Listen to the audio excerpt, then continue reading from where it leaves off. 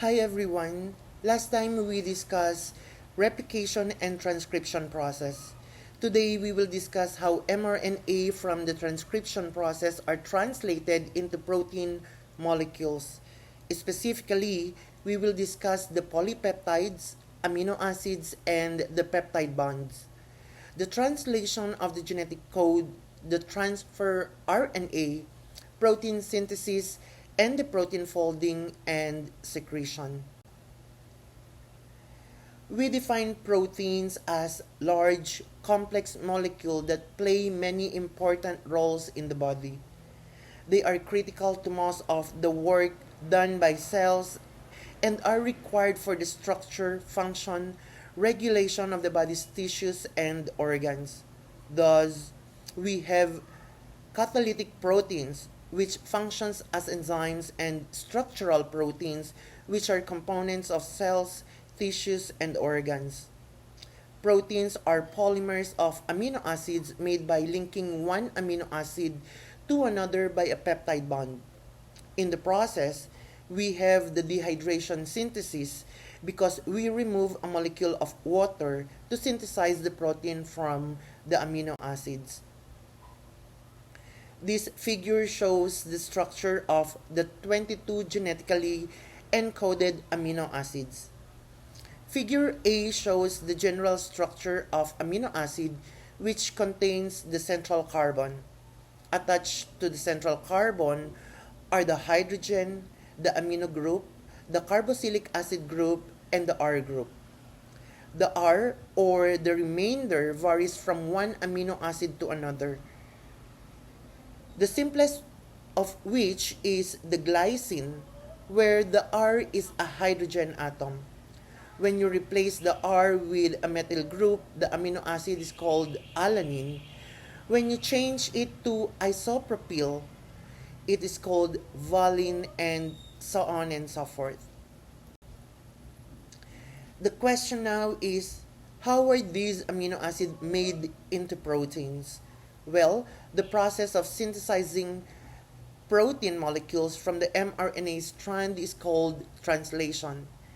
In the translation process, a triplet of nucleic acid bases called codons encode a single amino acid. These codons are found in the messenger RNA with specific codons for starting and stopping translation. For translation to start, we need a start codon, which is AUG, and this codes for methionine, while to end the translation, we need the stop codons. We have three stop codons including UAG, UGA, and UAA. Also, it should be noted that we have degenerate code, which are multiple codons encoding a single amino acid. In addition to the codons found in the mRNA, we also have anticodons in the tRNA, which recognizes the codon and contains a specific amino acid for protein synthesis. The figure here depicts the wobble concept.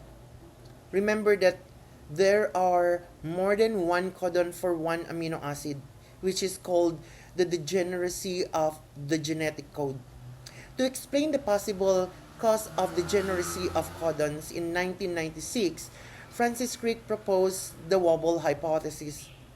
According to this concept, only the first two bases of the codon have precise pairing with the bases of the anticodon of tRNA, while the pairing between the third bases of a codon and the anticodon may wobble, meaning to sway or move unsteadily.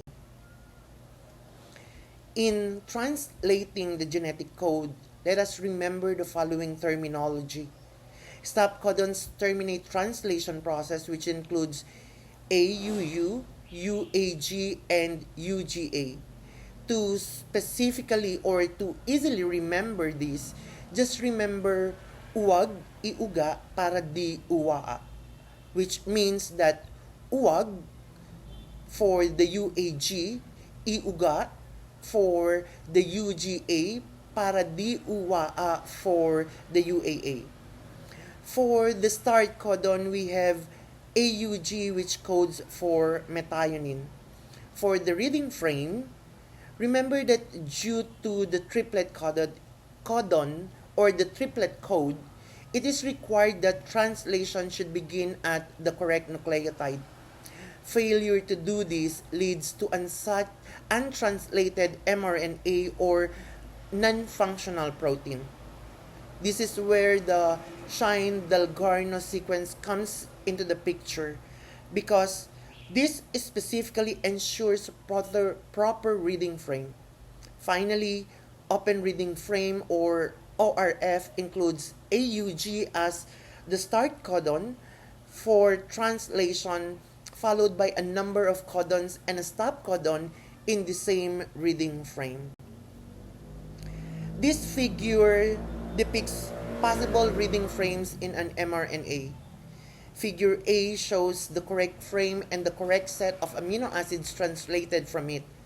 However, in figure B and C, we have incorrect frames which leads to the synthesis of a different set of amino acids in the protein molecule. This goes to show that correct reading frames must be ensured for the synthesis of correct and functional proteins. Transfer RNA contains anticodon, which is recognized by the nucleotide bases in the codon in the messenger RNA. There are at least one tRNA per amino acid. Thus, bacterial cells have around 60 different tRNAs, while mammalian have around 100 to 110 different tRNAs, despite the fact that there are only 22 naturally occurring amino acids. Also, remember that tRNAs are specific for both codon and its cognate amino acid.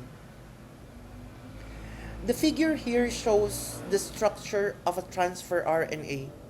tRNA is cloverleaf in shape containing the anticodon, which is composed of 3 nitrogenous bases.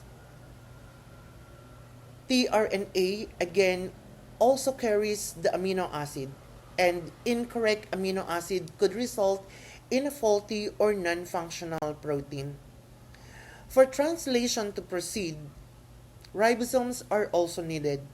Remember that we usually discuss the ribosome as an organelle for protein synthesis in your other courses.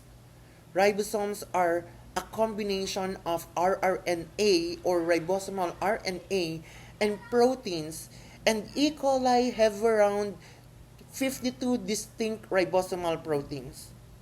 These ribosomes are composed of 2 subunits, a small 30S and a large 50S in prokaryotes. This is different with that of the eukaryotic organism because they contain a small 40S and a large 60S subunit. S, by the way, stands for the sedimentation of the ribosome in Svedberg unit. And in addition, a ribosome contains A, P, and E sites.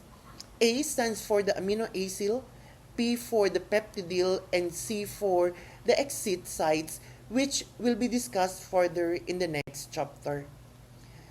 Translation of mRNA into proteins includes 3 processes: initiation, elongation, and termination. In the initiation process, 2 ribosomal subunits assemble with mRNA. Again, translation begins with the AUG codon, which is the start codon coding for methionine. In the elongation process, amino acids are brought to the ribosome and are added to the growing polypeptide. This occurs in the A and the P site of the ribosome, and the movement of the tRNA holding the polypeptide from A to the P site is called translocation. Finally, termination process occurs when the ribosome encounters the stop codon, which releases factors recognizing the stop codon and releases the polypeptide from the tRNA. In translating the mRNA into proteins, there are instances where polysomes are observed. Polysomes are a complex formed by ribosomes simultaneously translating the mRNA, which induces the production of the protein molecule. Once proteins are made, they undergo folding for them to become more stable and functional. We have primary, secondary, tertiary, and quaternary structure of proteins. The sequence of amino acid in a protein immediately after translation is called primary structure. On the other hand, the secondary structure involves the interactions of the R group, forcing the molecule to twist and fall in a certain way.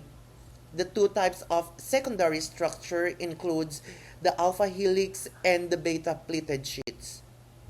For the tertiary structure is the three-dimensional shape of the polypeptide, while the quaternary structure involves a number and types of polypeptide that makes up a protein. An example of which is hemoglobin, which is composed of four different types of proteins. Proteins also undergo denaturation when exposed to extremes of heat, pH, or certain chemicals. Once denatured, these proteins will exhibit change in three-dimensional structure, destroying the secondary, tertiary, and or quaternary structure of the protein, making the protein non-functional. Most of the proteins for spontaneously into their active form. However, some requires the assistance of a molecular chaperones and chaperonins for folding to occur. Remember what we said about chaperones in the previous discussions? These chaperones guide proteins along the proper pathways of folding but are not incorporated in the protein. They also aid in refolding partially denatured proteins. This figure shows how proteins are exported via the major secretory system. For proteins to be transported outside the cell, they need to have signal sequences. Signal sequences found in proteins are about 15 to 20 residues long, found at the beginning of the protein molecule. If the protein does not contain the signal, this protein molecule cannot be secreted and therefore may be used by the cell itself. However, signal sequences signals the cell's secretory system, which leads to the protein either secreted into the periplasm or inserted into the membrane. Finally, folded proteins are secreted from the cell via the TAT system or TAT protein export system, which may include iron sulfur proteins or the redox proteins. We will end our discussion of the protein synthesis and secretion here. Next time, we will discuss the regulation of bacterial cellular processes. See you next time.